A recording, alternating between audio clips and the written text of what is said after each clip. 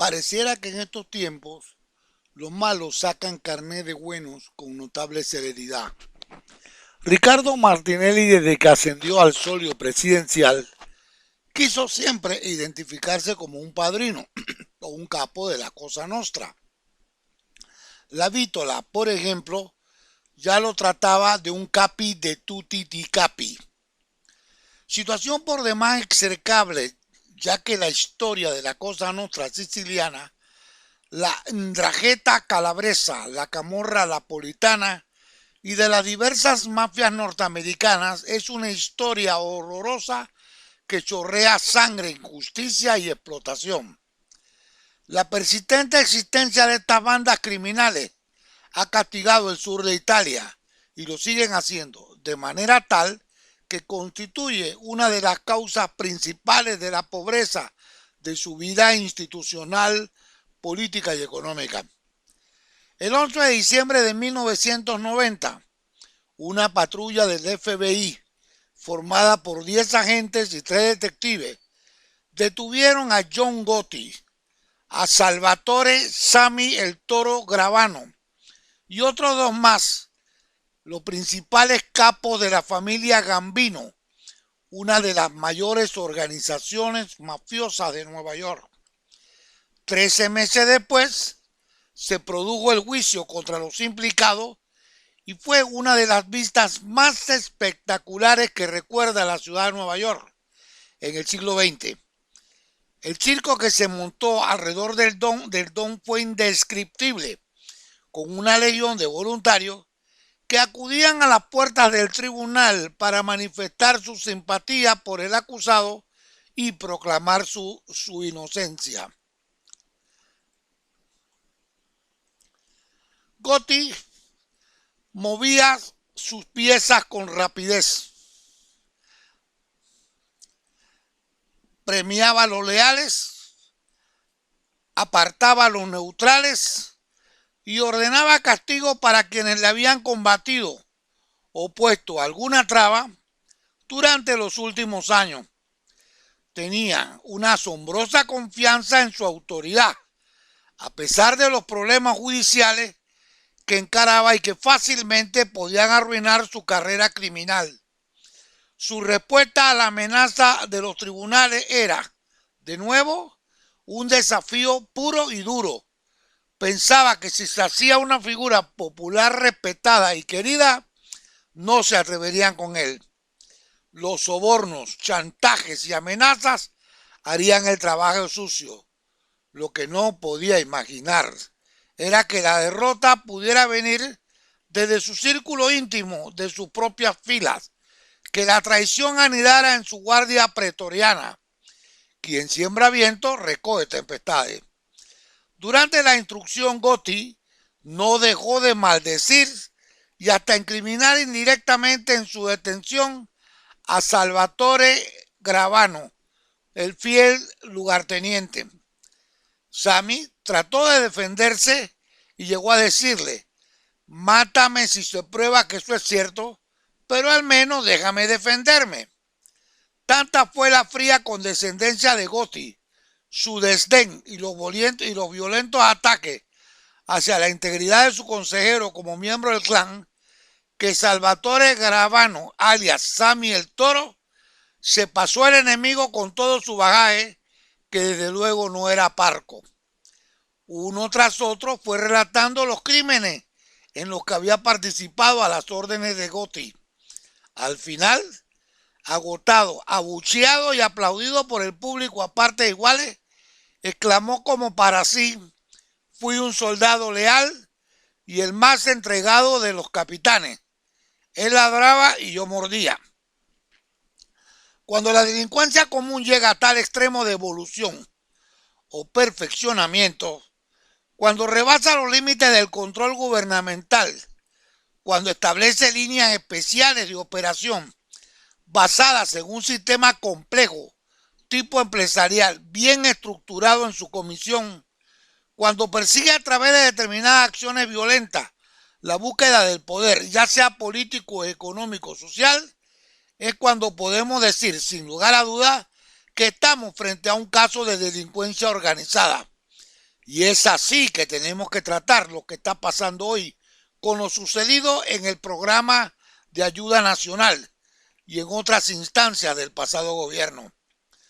Omertá o ley del silencio es el código de honor siciliano que prohíbe informar sobre los delitos considerados asuntos que incumben a las personas implicadas únicamente.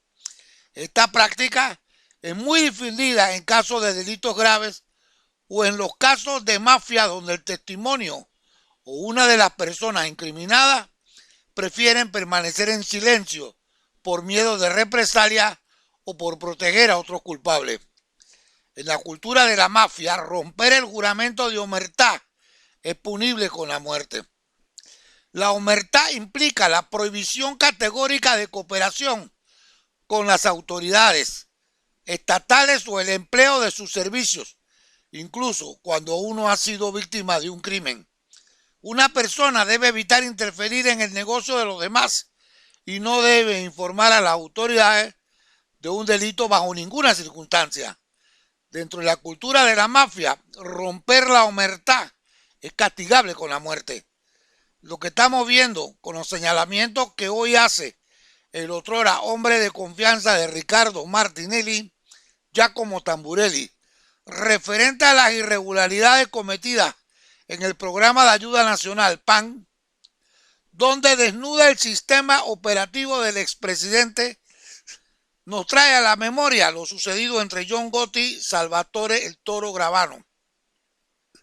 Según Tamburelli, Martinelli pretende evitar que se conozcan detalles de las irregularidades o delitos cometidos durante su administración, y dentro de los cuales se dieron casos como el de la Financial Pacific, donde Martinelli podría ser protagonista, y a la desaparición de uno de los testigos clave. Intimidaciones que consisten en editar pinchazos telefónicos con la finalidad de usarlas para extorsionar. Amenazas y posibles atentados disfrazados de hechos propios de la delincuencia común, tales como atracos, asaltos y robos, son prácticas usuales de grupos mafiosos enquistados en la esfera del poder político o económico. Tres interrogantes todavía flotan en el ambiente respecto a la conducta asumida por el gobierno anterior. La primera es por qué realmente Martinelli destituyó a su ministro de Relaciones Exteriores, hoy presidente de la República. Ninguna de las razones que se anunciaron es convincente en lo absoluto, y este tampoco ha hecho ninguna explicación sobre el particular. La segunda, por qué Giacomo Tamburelli fue sustituido como director del programa de ayuda nacional, ya que también fue algo que sorprendió a la ciudadanía. Y por último, por qué Martinelli, no obstante que Salo Chamá fue altamente cuestionado en su vida personal y pública, señalado incluso de estar involucrado en tráfico de armas y hasta se habló de blanqueo de capitales, lo defendió a capa y espada, dejándolo en el cargo hasta el final de su ejercicio, y durante el cual se vio también incurso en una serie de actos irregulares, como el caso del sitio web del $1.000.000, el cáncer pagado con dinero del Estado, entre los casos más emblemáticos. Hoy, Giacomo Tamburelli se nos asemeja a Sammy el Toro Gravano, en el hecho que prácticamente se ha convertido en un testigo de la fiscalía. Igual que ocurrió antes, mientras Martinelli ladraba, él, al igual que los otros que tenía cerca, Camacho, Pérez, Chichi, Barrio, etc., mordían. Tamburelli reiteró que Adolfo Chichi de Barrio, exsecretario de Martinelli, no puede desentenderse de este escándalo, ya que estaba al tanto de que las órdenes provenían del mismo presidente, comprar sillas, útiles escolares, etc., por lo que el señalado va a tener que reconsiderar la querella penal interpuesta contra el testigo protegido. Sería interesante ver un careo entre todos. Había que seguir instrucciones, dijo el director del PAN.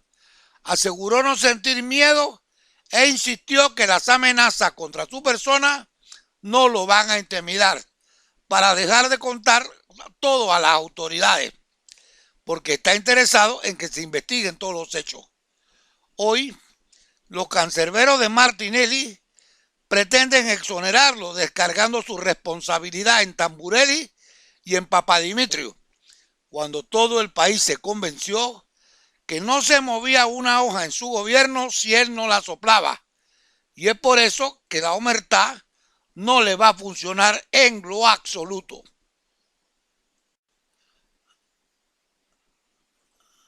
Pareciera que en estos tiempos los malos sacan carné de buenos con notable celeridad. Ricardo Martinelli, desde que ascendió al solio presidencial, quiso siempre identificarse como un padrino o un capo de la Cosa Nostra. La Vítola, por ejemplo, ya lo trataba de un capi de tutti di capi. Situación por demás execrable, ya que la historia de la Cosa Nostra siciliana, la Ndrangheta calabresa, la Camorra napolitana y de las diversas mafias norteamericanas es una historia horrorosa que chorrea sangre, injusticia y explotación. La persistente existencia de estas bandas criminales ha castigado el sur de Italia y lo siguen haciendo de manera tal que constituye una de las causas principales de la pobreza de su vida institucional, política y económica. El 11 de diciembre de 1990, una patrulla del FBI, formada por 10 agentes y 3 detectives, detuvieron a John Gotti, a Salvatore Sammy el Toro Gravano y otros 2 más, los principales capos de la familia Gambino, una de las mayores organizaciones mafiosas de Nueva York. 13 meses después, se produjo el juicio contra los implicados y fue una de las vistas más espectaculares que recuerda la ciudad de Nueva York en el siglo XX. El circo que se montó alrededor del Don fue indescriptible, con una legión de voluntarios que acudían a las puertas del tribunal para manifestar su simpatía por el acusado y proclamar su inocencia. Gotti movía sus piezas con rapidez, premiaba a los leales, apartaba a los neutrales y ordenaba castigo para quienes le habían combatido o puesto alguna traba durante los últimos años. Tenía una asombrosa confianza en su autoridad, a pesar de los problemas judiciales que encaraba y que fácilmente podían arruinar su carrera criminal. Su respuesta a la amenaza de los tribunales era, de nuevo, un desafío puro y duro. Pensaba que si se hacía una figura popular respetada y querida, no se atreverían con él. Los sobornos, chantajes y amenazas harían el trabajo sucio. Lo que no podía imaginar era que la derrota pudiera venir desde su círculo íntimo, de sus propias filas, que la traición anidara en su guardia pretoriana. Quien siembra viento recoge tempestades. Durante la instrucción, Gotti no dejó de maldecir y hasta incriminar indirectamente en su detención a Salvatore Gravano, el fiel lugarteniente. Sammy trató de defenderse y llegó a decirle: mátame si se prueba que eso es cierto, pero al menos déjame defenderme. Tanta fue la fría condescendencia de Gotti, su desdén y los violentos ataques hacia la integridad de su consejero como miembro del clan, que Salvatore Gravano, alias Sammy el Toro, se pasó el enemigo con todo su bagaje, que desde luego no era parco. Uno tras otro fue relatando los crímenes en los que había participado a las órdenes de Gotti. Al final, agotado, abucheado y aplaudido por el público a partes iguales, exclamó como para sí: fui un soldado leal y el más entregado de los capitanes. Él ladraba y yo mordía. Cuando la delincuencia común llega a tal extremo de evolución o perfeccionamiento, Cuando rebasa los límites del control gubernamental, cuando establece líneas especiales de operación basadas en un sistema complejo, tipo empresarial, bien estructurado en su comisión, cuando persigue a través de determinadas acciones violentas la búsqueda del poder, ya sea político, económico, social, es cuando podemos decir, sin lugar a dudas, que estamos frente a un caso de delincuencia organizada. Y es así que tenemos que tratar lo que está pasando hoy con lo sucedido en el programa de ayuda nacional y en otras instancias del pasado gobierno. Omertá, o ley del silencio, es el código de honor siciliano que prohíbe informar sobre los delitos considerados asuntos que incumben a las personas implicadas únicamente. Esta práctica es muy difundida en casos de delitos graves o en los casos de mafia donde el testimonio o una de las personas incriminadas prefieren permanecer en silencio por miedo de represalia o por proteger a otros culpables. En la cultura de la mafia, romper el juramento de omertá es punible con la muerte. La omertá implica la prohibición categórica de cooperación con las autoridades estatales o el empleo de sus servicios, incluso cuando uno ha sido víctima de un crimen. Una persona debe evitar interferir en el negocio de los demás y no debe informar a las autoridades de un delito bajo ninguna circunstancia. Dentro de la cultura de la mafia, romper la omertá es castigable con la muerte. Lo que estamos viendo con los señalamientos que hoy hace el otrora hombre de confianza de Ricardo Martinelli, Giacomo Tamburelli, referente a las irregularidades cometidas en el programa de ayuda nacional PAN, donde desnuda el sistema operativo del expresidente, nos trae a la memoria lo sucedido entre John Gotti y Salvatore el Toro Gravano. Según Tamburelli, Martinelli pretende evitar que se conozcan detalles de las irregularidades o delitos cometidos durante su administración, y dentro de los cuales se dieron casos como el de la Financial Pacific, donde Martinelli podría ser protagonista, y a la desaparición de uno de los testigos clave.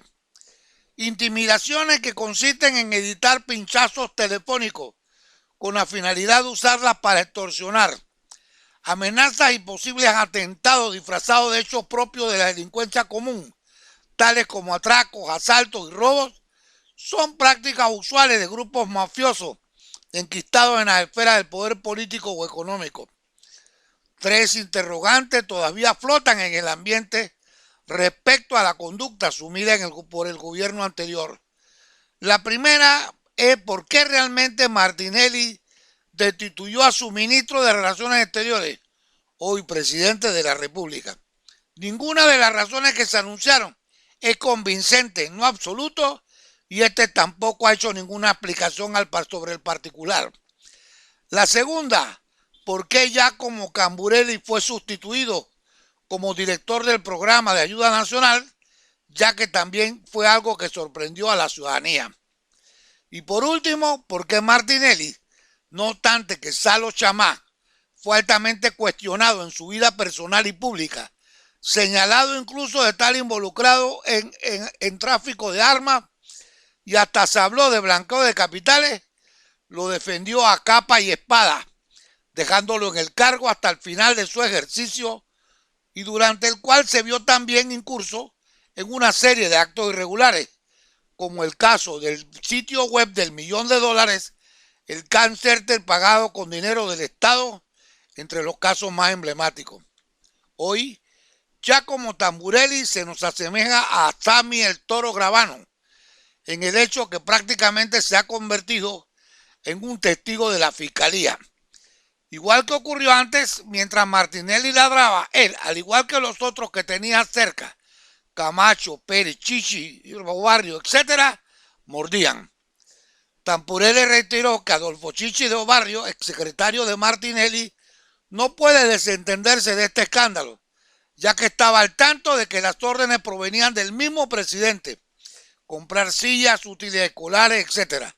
por lo que el señalado va a tener que reconsiderar la querella penal interpuesta contra el testigo protegido. Sería interesante ver un careo entre todos. Había que seguir instrucciones, dijo el director del PAN.